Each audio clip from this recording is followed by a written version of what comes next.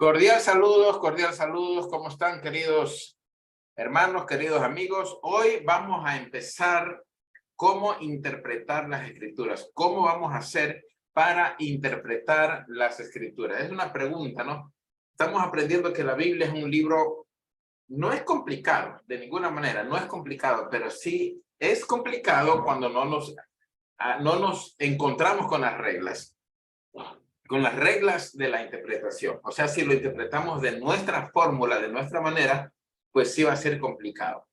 Pero simplemente tomemos las herramientas, pidamos la sabiduría a Dios y no será complicado, será maravilloso. Bien, aquí es importante entender esto. Acepte el significado literal de las escrituras. Como buenos intérpretes, tenemos que saber que Dios tenía una intención, porque Él es el inspirador, de que su libro, su palabra, fuera entendido claramente. ¿Ok? Que fuera entendido claramente por todo creyente honesto. Nuestro Creador le ha permitido al género humano comunicarse unos con otros de muchas diferentes formas. Por tanto, sería ciertamente extraño si Dios nos hubiera dado un libro acerca de Él mismo que no pudiéramos entender. Un Dios que ama a su pueblo y anhela traerlos a una relación íntima con Él, seguramente transmitiría la revelación de su voluntad en palabras que sean claras y evidentes. O sea que si Dios ha decidido que Él va a ser revelado por la palabra, Él no va a poner trampas ni trabas. Él va a poner las cosas claras. Aquí está el libro, conoce mi carácter, interprétalo, conócelo, ámalo, siéntelo. Cuando es tuyo, lo conocerás. Yo tengo un familiar que es no vidente, es decir, no ve. De pequeñita perdió la vista. Y bueno, ella ya es adulta, ya se casó, todo, tiene su familia. Y ella camina por la casa como estuviera viendo. Y toma las cosas como que estuviera viendo. Toma, deja, camina, barre, cocina, lava, va para allá, para acá, para acá. Pero eso sí, nadie le puede cambiar las cosas. Ella sabe dónde están y ahí nadie las mueve, porque como ella no ve, ella sabe dónde está. Y ella nunca se golpea, nunca se tropieza, porque conoce su casa. Lo mismo sucede cuando nosotros tenemos la casa de la palabra de Dios en nuestra vida. La vamos a conocer, la vamos a entender, será nuestra. Sabemos perfectamente que el Espíritu Santo para eso inspiró a los santos profetas, para que el pueblo de Dios, no el pueblo de afuera, el pueblo inconverso no la puede entender. ¿Qué va a entender él? No va a entender nada. Pero el pueblo de Dios tiene todo el derecho de entenderla. ¿Ok? Bien, vamos a conocer ciertas figuras. Mira, para entender las escrituras, vamos a entender que el Antiguo Testamento y el Nuevo Testamento son dos polos opuestos, pero con un significado equivalente. No olvides que toda la escritura tiene un solo objetivo: revelar el carácter de Dios. Entonces tenemos, por ejemplo, que el Antiguo Testamento, el primer Adán es padre de todos los vivientes. Pero el Nuevo Testamento, la Biblia los describe como el postrer Adán a Jesucristo. En 1 Corintios, que es el postrer Adán, padre de todos los nacidos de nuevo. Entonces tenemos dos Adanes. El que le dio vida a la humanidad por el nacimiento y la reproducción, y aquellos que nacen del Espíritu. Por ejemplo, tenemos acá nacimiento natural, heredar la vieja naturaleza adámica, o caída, o pecaminosa. El nacimiento espiritual, en cambio, es recibir la nueva naturaleza de Cristo, el nuevo Adán. O sea, tú eres revestido del nuevo Adán. Tú no eres hijo de Adán terrenal, o que tú eres descendiente de Adán. Tú eres descendiente de Cristo en la naturaleza espiritual. Entonces tú vas a ver dos testamentos y vas a darte cuenta que los mismos nombres del Antiguo Testamento tienen que ver con el Nuevo Testamento, pero en términos espirituales. Por ejemplo, mira, tenemos aquí Jerusalén. La Jerusalén del Antiguo Testamento, lógicamente que es la misma ciudad, tenemos también el Nuevo Testamento, es la misma ciudad. Eso no ha cambiado. La ley en las tablas de piedra, Antiguo Testamento. En cambio, en el Nuevo Testamento tenemos las leyes escritas en las tablas del corazón.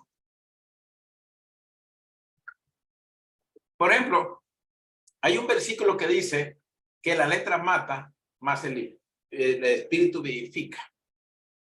Y muchos cogen ese versículo de 1 Corintios 3 para que no estudies porque la letra mata. ¿Para qué estudiar de teología, instituto bíblico, apocalipsis, escatología? No tienes que estudiar porque la letra mata. Pero ahí nomás se ve la ignorancia de las personas, porque a esa letra mata se refiere a la ley en tablas de piedra. Si lees todo el contexto, te vas a dar cuenta que no se refiere al estudio y conocimiento natural, sino a la ley del Antiguo Testamento.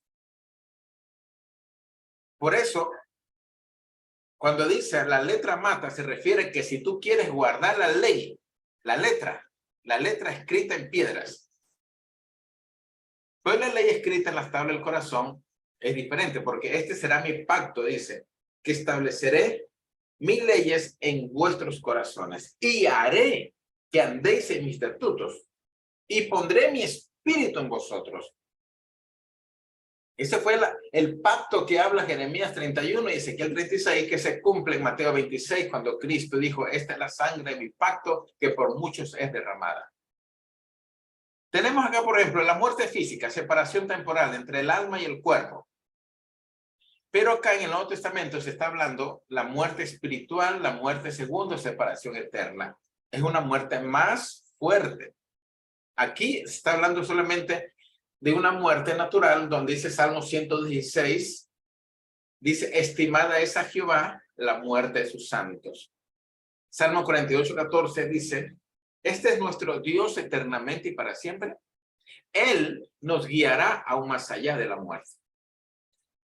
Las perspectivas del pueblo del Antiguo Testamento siempre iban hacia la muerte, a quien ellos lo identificaban como Seol, o el lugar donde van los difuntos. Pero ya la muerte acá tiene que ver con la eternidad. Primero con la muerte espiritual. Como dice Pablo, estabas muerto en delitos y pecados. Efesios 2:1. 1 Timoteo 5:6. El que se entrega a los placeres viviendo está muerto. Una muerte espiritual. Esa es la muerte espiritual del hijo pródigo que había muerto y ha resucitado. Y hoy nos dio vida a nosotros en Cristo Jesús. Bien. Ismael e Isaac, o Isaac e Ismael. Esto es el Antiguo Testamento. Pero mira acá, ya en nuestro tiempo, aquellos de la fe versus aquellos de una mente religiosa y natural. Y una pelea constante. Hay mucha gente que todo lo hace fariseamente, juzgador. Hay muchos que son jueces, son hermanos jueces. Parece que tienen el ministerio de ser jueces. Lo critican, lo juzgan. O sea, nada existe bueno. Bueno fue los que critiquen de algo que está malo, ¿no? Pero buscan crear algo malo, inclusive para tener que hablar. Porque son fariseos. Sara y Agar, las mujeres de Abraham. Aquellos libres versus aquellos esclavos religiosos.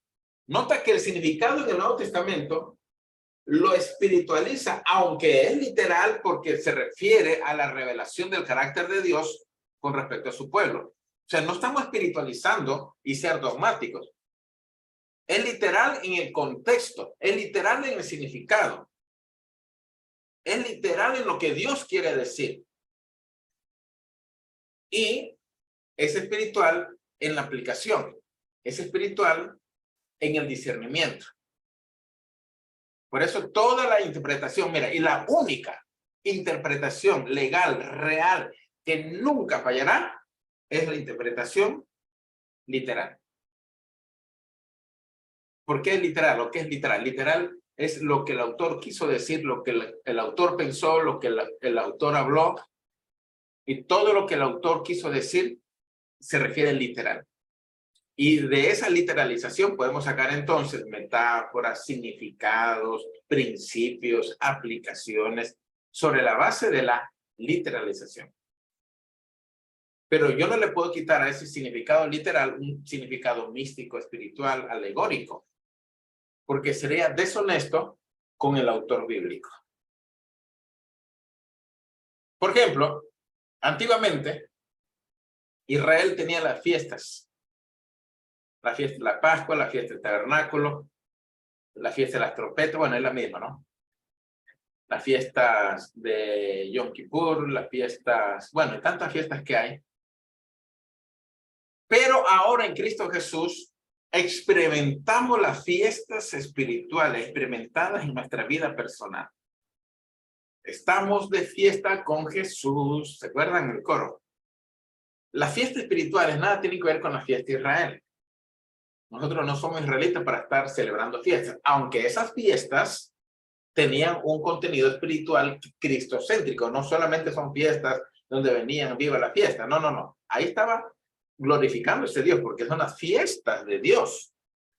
Son las fiestas de Papá Dios, no son las fiestas de Israel. Son las fiestas de Dios.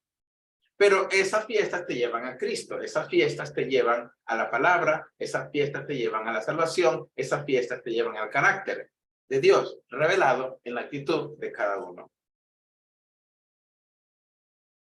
Israel natural, la nación judía, que es por estado. Israel espiritual, la iglesia creyente en cada acción. Nosotros no somos el Israel espiritual de una nación natural. Somos el Israel espiritual como iglesia nacida de nuevo. Porque Israel natural no es por nuevo nacimiento, es por nación, es por estado. Si naces, eres israelita. Inclusive puedes hasta hacerte judío. Vas allá, te casas con una judía, si dices que quieres nacionalizarte, ya. Igual que acá en Ecuador, en Chile, en Colombia, donde quieres, tú te puedes nacionalizar. ¿Ya? Pero acá ya tiene que ver con el mundo espiritual, donde tú naces de nuevo. Dice la Biblia, nuestra ciudadanía está en los cielos, porque es un Israel espiritual. Bien, tenemos acá, por ejemplo, Jerusalén terrenal en Palestina. Ahora tenemos la nueva Jerusalén en la tierra, la que desciende. Eso ya lo hablaríamos cuando entremos a estudiar la última parte de Apocalipsis. El monte de Sión terrenal en la tierra. El monte de Sión en la nueva Jerusalén. ¿Ok? O sea, siempre va a haber un significado de terrenal aplicado al principio espiritual. Tenemos acá, por ejemplo, tabernáculo terrenal hecho con manos, con las manos. Acá tenemos el templo espiritual. Ajá, aquí está el templo, que somos templo del Espíritu Santo, para preparar el corazón para Dios. Mira la diferencia. Por eso yo les hablé el curso del tabernáculo y les expliqué cada detalle de lo que había allí. Y ahora, cómo ese tabernáculo realmente se refiere a la iglesia de Jesucristo ahora en este tiempo. Ya vamos a ver un poquito eso. Sacerdocio físico, solo los levitas. Nuevo Testamento. Sacerdocio espiritual. Todos pueden acercarse a Dios. Sacerdocios físicos, animales rituales. Sacrificio espiritual, alabanza, obediencia, acción de gracias. Enemigos físicos, Eteo, Jebuseo.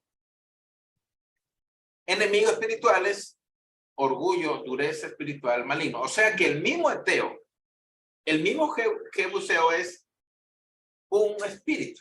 Por ejemplo, Absalón tiene un espíritu. Por eso hay temas que dicen el espíritu de Absalón, el espíritu de Caleb,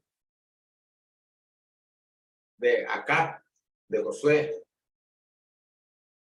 O sea, le dan nombres, sea bueno o malo, para sacar una enseñanza. ¿Cuál era el problema de Israel? De los heteos, los jebuseos, etcétera. ¿Cuál es nuestro problema ahora? Orgullo, dureza, espíritus malignos.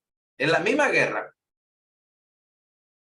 armas físicas, espadas y hachas. Armas espirituales, verdad, fe, dones del Espíritu.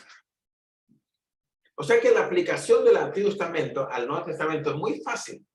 Simplemente le damos un significado espiritual, porque ahorita nuestras armas no son espadas. Tú no vas a sacar una espada para actuar. Por eso Pablo dice, y toma la espada del Espíritu, que es la palabra de Dios. El escudo de la fe. Antiguamente había un escudo donde se protegían de las flechas. Ahora es el escudo de la fe. El yelmo donde te protegías de las flechas, ahora es el yelmo de la salvación. El calzado de antes, ahora es el evangelio. ¿Sí ves? Antiguamente habían hijos físicos.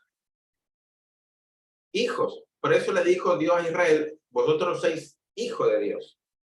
Tienen que ver con los hijos de la carne. Si eran israelitas, eran hijos de Dios. Ahora, dice la Biblia, los suyos vino y los suyos no le recibieron, pero los que le recibieron le dio potestad de ser hechos hijos de Dios. Vamos a ver acá. Circuncisión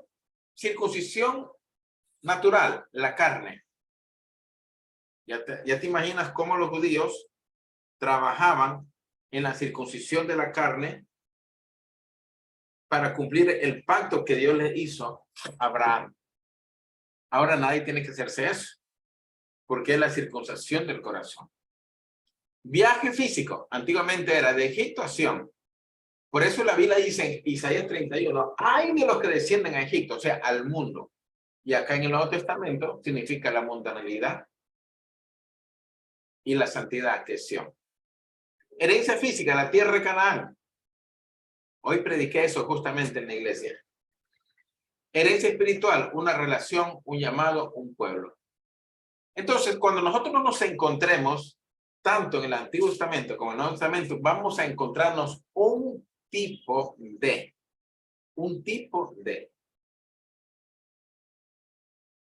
¿Te das cuenta cómo la Escritura tiene una interpretación correcta? No es que el Antiguo Testamento no sirva. Sirve exactamente como el Nuevo Testamento. Es lo mismo, no tiene ni mayor ni menor validez. Es la misma escritura. Es la misma palabra. Arco iris en el primer Adán. Pactada misericordia y fidelidad de Dios. O sea, ¿cuál es nuestro arco iris? Nuestro arco iris, ¿cuál es? El pacto de Dios y su misericordia, que Él nunca nos negará. En el Antiguo Testamento había una serpiente metal y el que la miraba se libraba del veneno y no moría.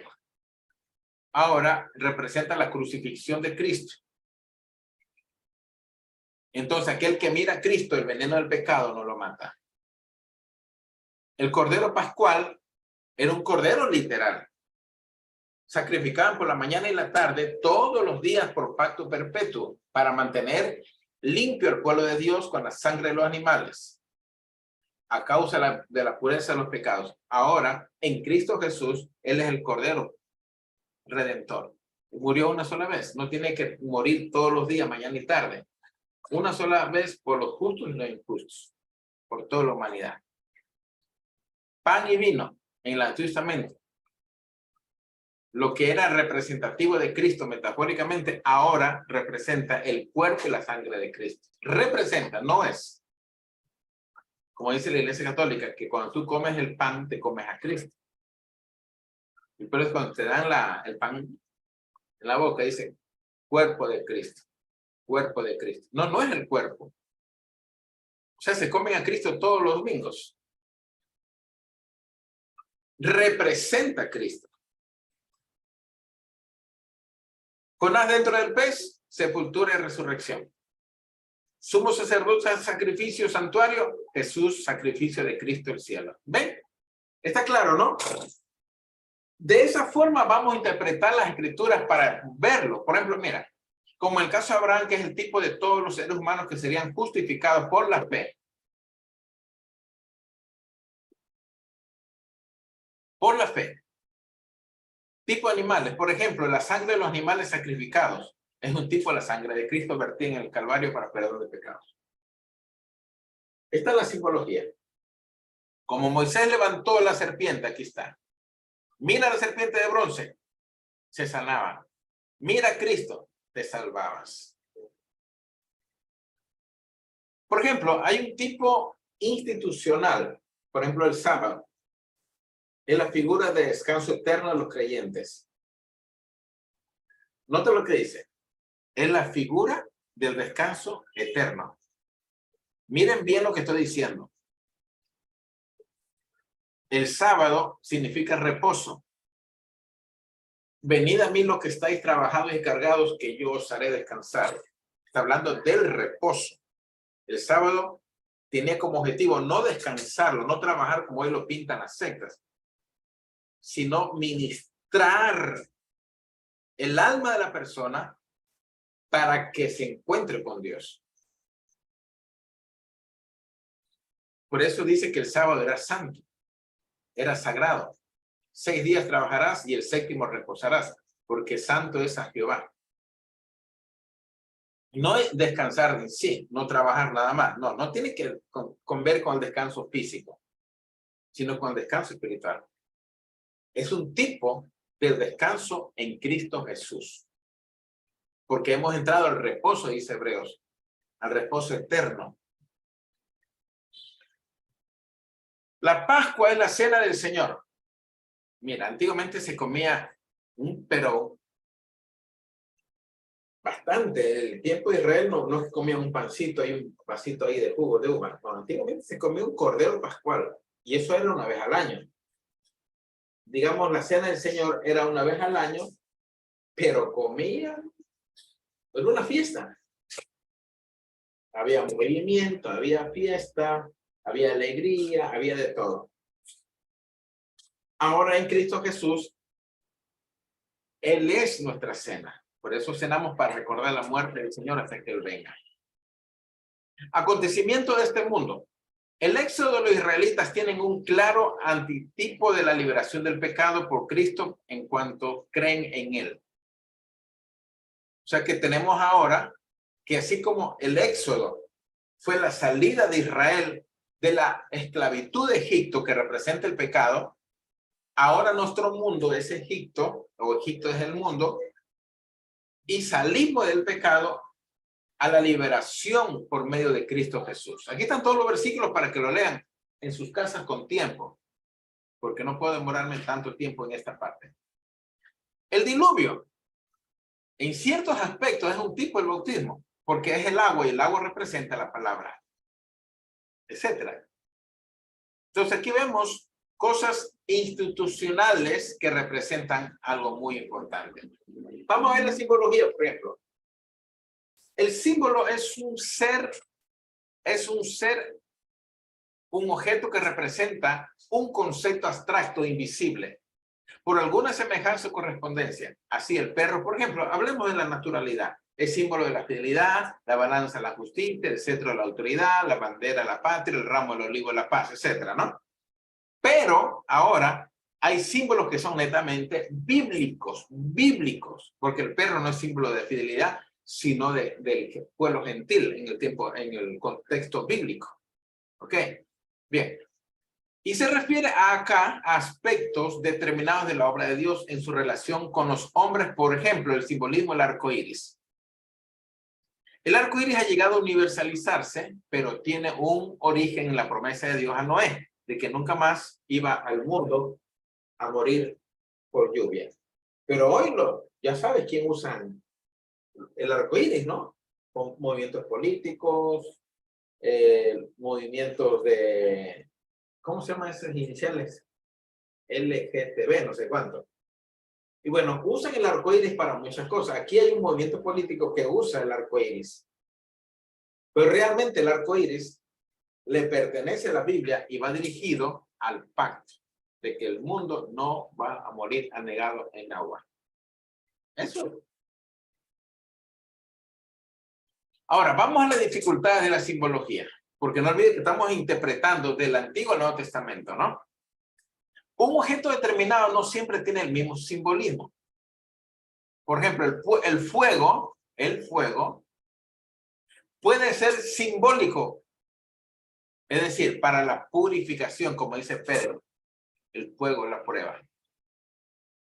O de juicio. Va a haber juicio con candela. Isaías 31:9. El agua puede simbolizar lavamiento moral. Dice el lavamiento del agua por la palabra, Efesios 5:26.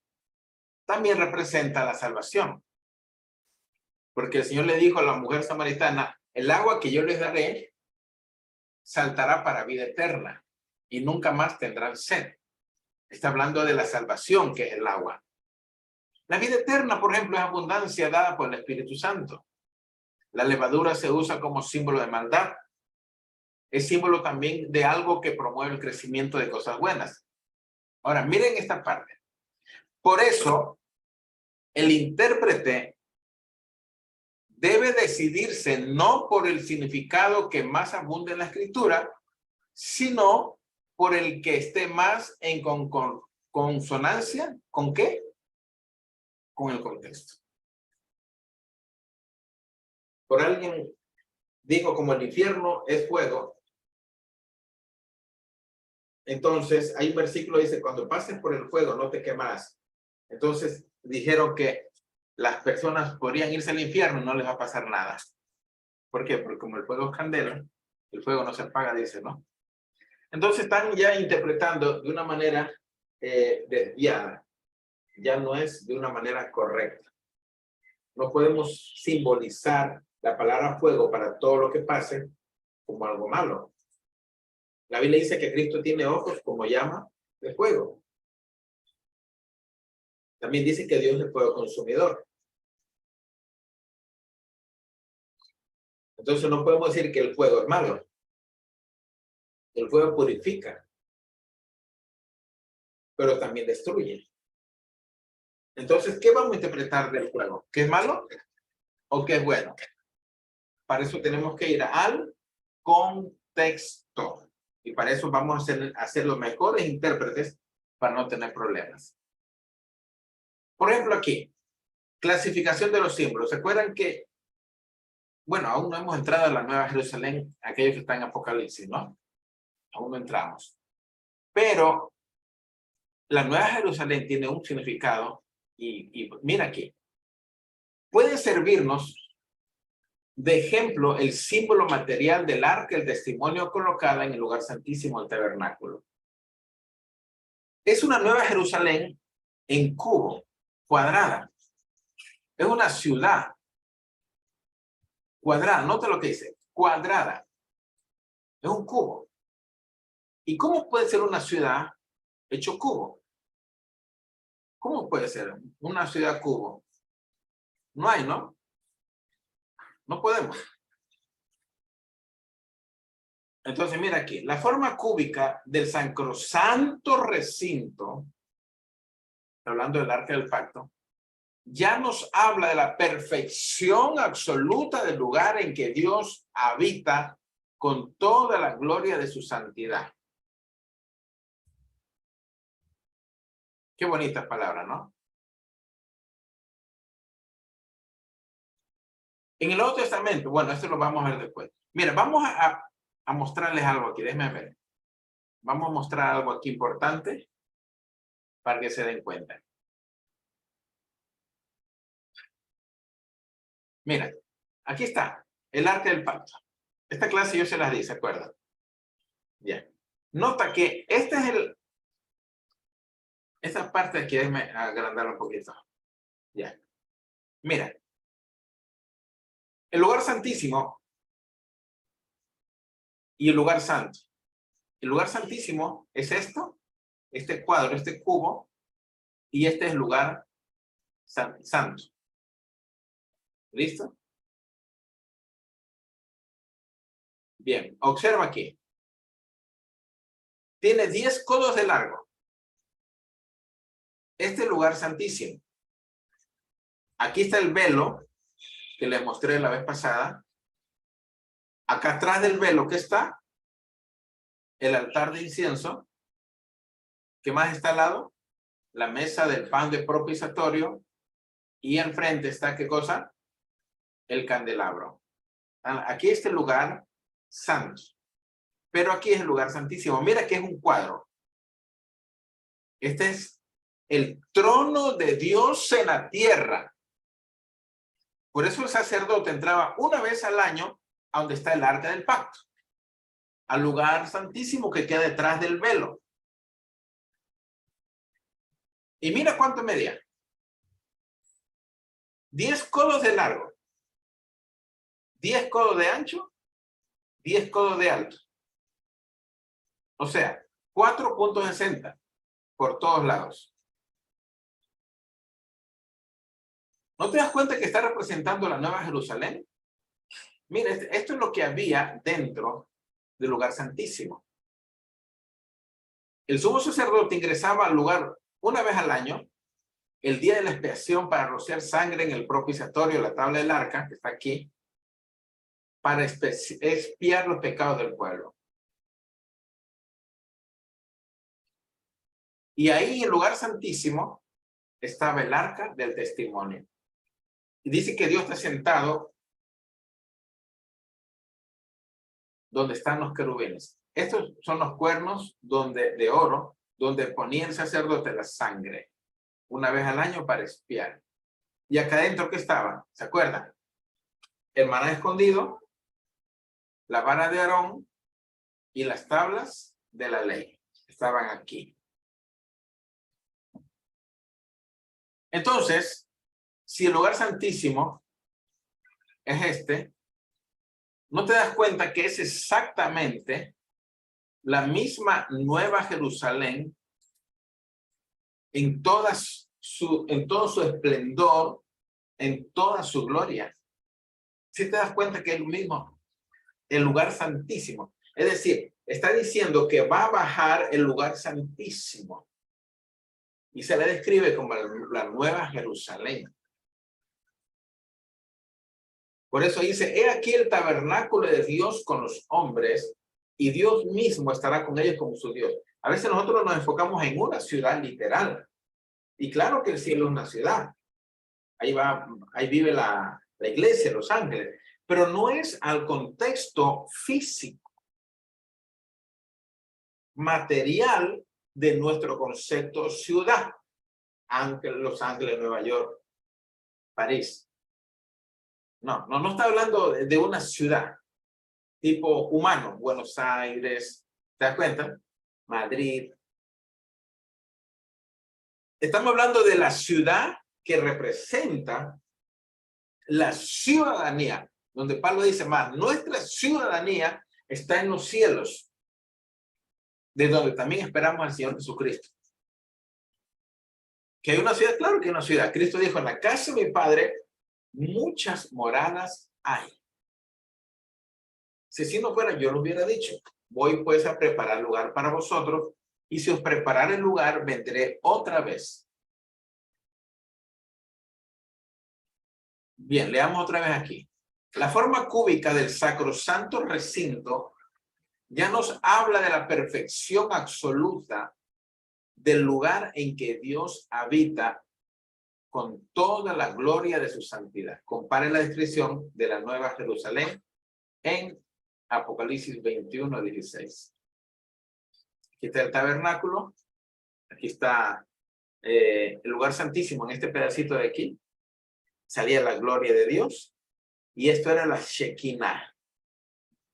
Y a través de la Shekinah, la nube se movía. Entonces ya todo el mundo tenía que arreglar maletas porque seguía el viaje. Puede servirnos el ejemplo de querubín en la espada encendida a la puerta del Edén, símbolo de ruptura en la comunión de Dios, del hombre con Dios. Y la columna de nube y fuego que de día y de noche iba delante de los israelitas, símbolo de la protección y dirección de Dios. Elementos y visiones. ¿Se acuerdan que ayer les hablé sobre la vara de almendro? Muchas veces se añade al símbolo su significado. Por ejemplo, en la profecía de Jeremías, la vara de almendro, cuyo significado es explicado por Dios mismo en las profecías de Amós, la canastilla de la fruta madura, símbolo de la inminencia del juicio de Dios sobre Israel.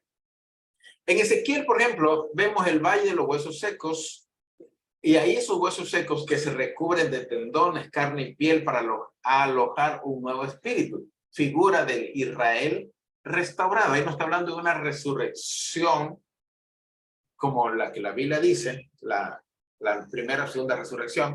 Estamos hablando aquí de una restauración nacional. Sin embargo, en muchos otros casos, las figuras de las profecías resultan de difícil comprensión, por lo que se impone rigurosamente la cautela, la humildad y las reservas para que la interpretación de textos oscuros debe poseer un verdadero estudiante de la Biblia. ¿Listo? Las parábolas. En la enseñanza de Jesús, las parábolas ocupan un lugar prominente, pero también notamos su aparición en el Antiguo Testamento como en Isaías, la parábola de la viña, Ezequiel, la parábola del águila y la vid, y la parábola de la olla hirviente. Ya eso ya aparece, ¿no?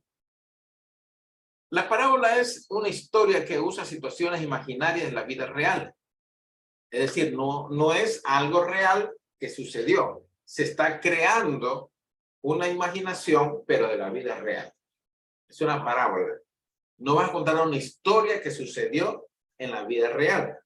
Vas a contar una historia que sucede en la vida real. ¿Ok? Alguien me dijo, y no estoy mintiendo. No estás mintiendo. ¿Por qué? ¿Por qué no estás mintiendo? A ver, porque estás diciendo algo que sucede, que es real. Y si Cristo usó una parábola, eso sucede en la vida real. Es decir, que la parábola del hijo pródigo realmente nunca sucedió. O sea, él no contó una historia que sucedió. Él contó una historia que pasa todos los días. ¿Listo? Etimológicamente, el nombre parábola corresponde al verbo parabayo, que literalmente significa comparar. ¿Ah? En efecto, la parábola se caracteriza porque implican las comparaciones de objetos, situaciones o hechos bien conocidos, tomados de la naturaleza o de la experiencia. Ahí está. Mira, repito aquí. Situaciones o hechos bien conocidos, tomados de la naturaleza o de los hechos o de la experiencia, con objetos o hechos análogos de tipo moral desconocidos. De aquellos, la imagen, se deducen estos, la realidad que pretende enseñar. Imagen y realidad se encuentran en los puntos de comparación común a ambas. El uso de las parábolas era común tanto entre los griegos como entre los judíos. Sin duda, unos y otros habían descubierto su efectividad, no solo como recurso retórico, sino como valioso auxiliar didáctico. La utilización de este método facilita la comprensión de una verdad espiritual, a la par que contribuye a fijarla en la memoria, pues no es una verdad que se recibe directamente, sino que se descubre mediante el proceso mental comparativo por parte del oyente. Por ejemplo, David comprendió su falta cuando Natán le contó una parábola. ¿Ok? Una parábola. Así que hasta aquí, mis queridos líderes. Vamos a continuar el día sábado, la próxima clase.